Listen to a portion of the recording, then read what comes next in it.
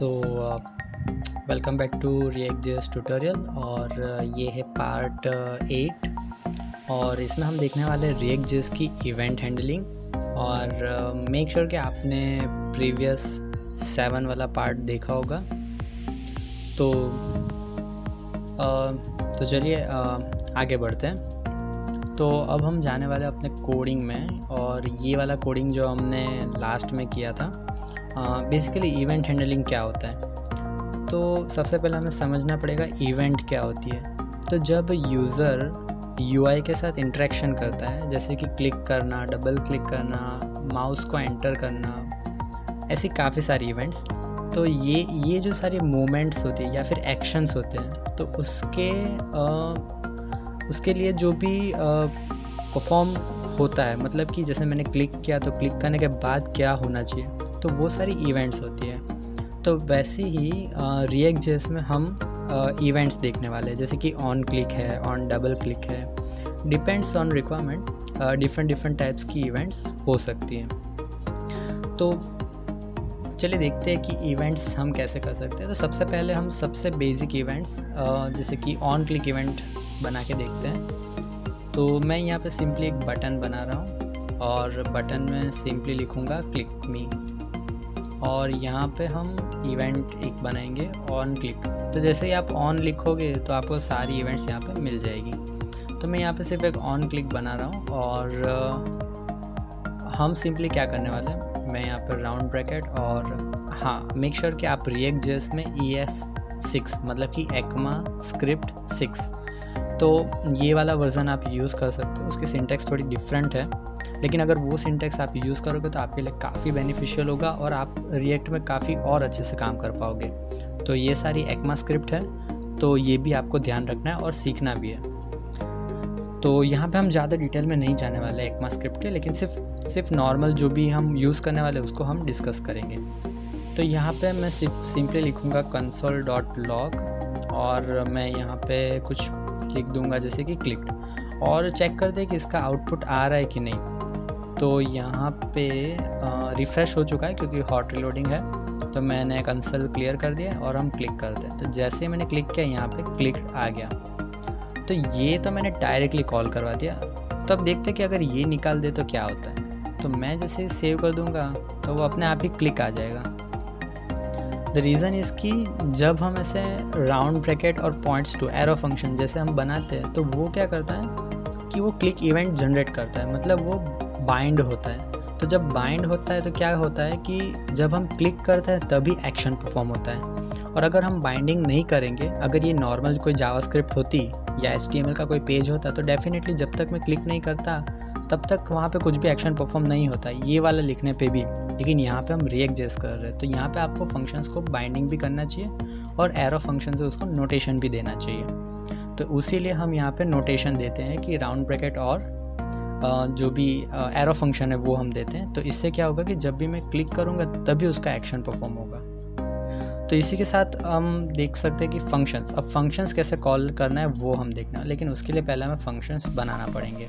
तो जैसे कि हमने बताया कि आप मतलब ऐसे एरो फंक्शंस भी डिज़ाइन कर सकते हैं, जो कि काफ़ी बेनिफिशियल है, जिसे हम ECMAScript कह सकते हैं। तो आपको वो भी देखना है, और हाँ, JSX भी।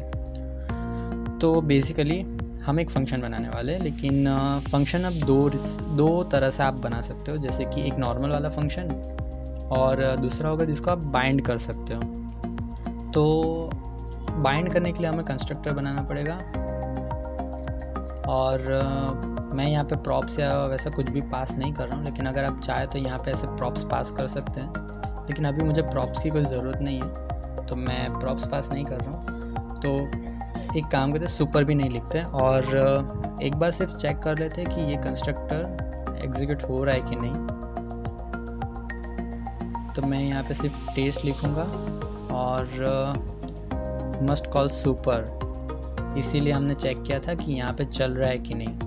तो यहाँ पे मुझे क्या करना पड़ेगा कि सुपर कॉल करना पड़ेगा, और चेक कर लेते हैं। और यहाँ पे मैं लिखूँगा console.log, और यहाँ पे मैं सिंपली लिख दूँगा टेस्ट। और अब चेक करते हैं कि वो वर्क कर रहा है कि नहीं। तो यहाँ पे टेस्ट आ चुका है, जबकि बेसिक रूल है कि कंस्ट्रक्टर सबसे पहले एग्जीक्यूट होता है, इसीलिए सबसे पहले यहाँ पे टेस्ट आया है। और ये जो बाकी सारी चीज़ें हैं वो जो हमने प्रीवियसली कोड की थी वो है, तो उसे हम रिमूव कर देते हैं क्योंकि अब हमें उसकी कोई ज़रूरत नहीं है। और ठीक है, तो ये मैंने रिमूव कर दिया, सेव कर लेते हैं और चेक कर लेते हैं। ठीक है, टेस्ट आ चुका है, मतलब हमारा कंस्ट्रक्टर चल रहा है। तो हम बात कर रहे थे कि फंक्शंस कैसे बनाने। तो एक फंक्शन होते हैं कि जिसको आप डायरेक्टली डिफाइन करते हो और उसको यूज़ करते हो, जैसे कि ये वाले फंक्शंस। तो यहाँ पे मैं सिंपली क्या करूँगा, जैसे कि अगर मुझे नाम देना है तो डायरेक्ट फंक्शन, आप नाम कुछ भी दे सकते हो। तो ऐसे पॉइंट्स टू करके आप उस फंक्शन को डिफाइन कर सकते हो, जो कि एरो फंक्शन होते हैं। और मैं यहाँ पे सिंपली लिख दूँगा कि console.log, और मैं यहाँ पे लिखूँगा क्लिक, और यहाँ पे मैं वो फंक्शन को कॉल कराने वाला हूँ। कॉल करने के लिए आपको लिखना है दिस और फिर फंक्शन का नाम। तो मैंने फंक्शन का नाम लिख दिया और सेव, और हम यहाँ पे क्लिक करते हैं, लेकिन वहाँ पे कुछ भी परफॉर्म नहीं होगा क्योंकि मैंने राउंड ब्रैकेट नहीं बनाया है। और जब मैं क्लिक में पे क्लिक करूँगा तो यहाँ पे मुझे क्लिक्ड वाला कंसोल में देखने मिलेगा। तो ये इस हिसाब से भी हम फंक्शंस बना सकते हैं, और अगर हम चाहें तो फंक्शंस को रजिस्टर्ड भी कर सकते हैं। तो जैसे कि अगर मुझे फंक्शन को रजिस्टर्ड करना होता तो मैं क्या करता कि जैसे हम सिंपल नाम दे सकते हैं कि REG फंक्शन। तो हम ऐसे कुछ कर सकते हैं कि यहाँ पे हम क्या करेंगे कि REG फंक्शन पहले हम रजिस्टर करने की ट्राई करेंगे उसको। तो राउंड ब्रैकेट स्टार्ट कर ली, और यहाँ पे console.log में लिखेंगे कि क्लिक्ड। और इस बार हम क्या करने वाले, एक और बटन बना देते हैं, तो दोनों में अलग अलग फंक्शन कॉल होंगे। तो यहाँ पे ये रिमूव करके हम क्या करेंगे REG फंक्शन, और यहाँ पे सेव कर रहे हैं और फंक्शन को रजिस्टर्ड भी करना है। तो रजिस्टर करने के लिए हमें क्या लिखना है कि this.reg function is equal to, actually register का मतलब है बाइंडिंग करना। तो यहाँ पे हम लिखेंगे this.reg फंक्शन और reg फंक्शन डॉट बाइंड, और यहाँ पे हमें लिखना है दिस। तो क्या होगा कि जितने भी फंक्शंस आपके पास अवेलेबल होंगे आपके कोड में, आप सारे फंक्शंस को सबसे पहले यहाँ पे बाइंड करोगे और फिर उसको यूज़ करोगे।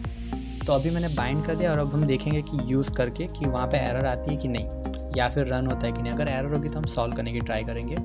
तो बेसिकली हमें क्या करना है, एक्चुअली बेनिफिट क्या यहाँ पे होता है कि अगर आप सारे फंक्शंस को बाइंड कर रहे हो तो बेनिफिट ये होगा कि अगर आपके पास बहुत सारे फंक्शंस है एक ही पेज में, जो कि होता है जहाँ पे आपको 20-25 फंक्शंस हो सकते हैं, तो अगर बाइंडिंग होगा तो आपको पता चलेगा कि ऊपर से ही पता चल जाएगा कि कितने फंक्शंस आपके अवेलेबल है ये पेज में। और अगर आप बाइंड नहीं करोगे तो आपको एवरीवेयर स्क्रॉल करके सर्च करना पड़ेगा कि हाँ ये फंक्शन है, ये फंक्शन है।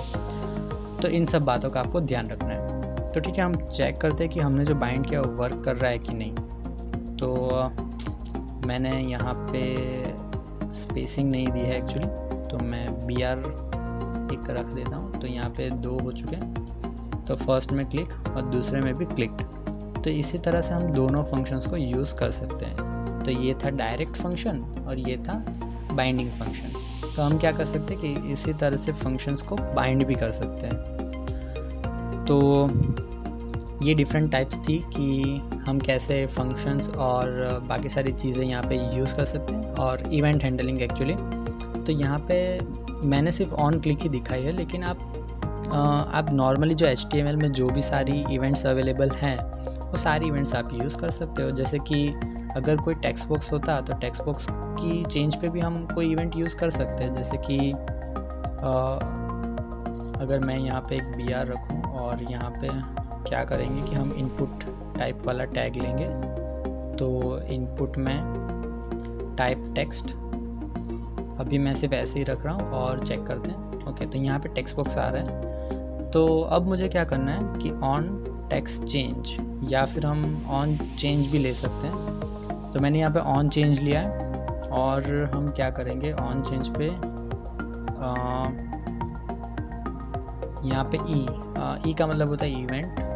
तो console.log में मैं सिंपली इवेंट प्रिंट कराऊंगा और चेक करते कि ये वर्क कर रहा है कि नहीं। तो मैंने ये क्लियर कर दिया, और यहाँ पे जैसे मैं कुछ भी अगर मैं टाइप करूँगा तो यहाँ पे आपको कंसोल में वो पूरी इवेंट दिखेगी। लेकिन अब मान लो कि मुझे इवेंट नहीं चाहिए, और मैं इसे क्लियर कर देता हूँ, और मुझे इवेंट नहीं चाहिए, लेकिन मुझे क्या चाहिए कि उसकी वैल्यू प्रिंट होना चाहिए। तो मैं सिंपली क्या लिखूँगा, e.target.value।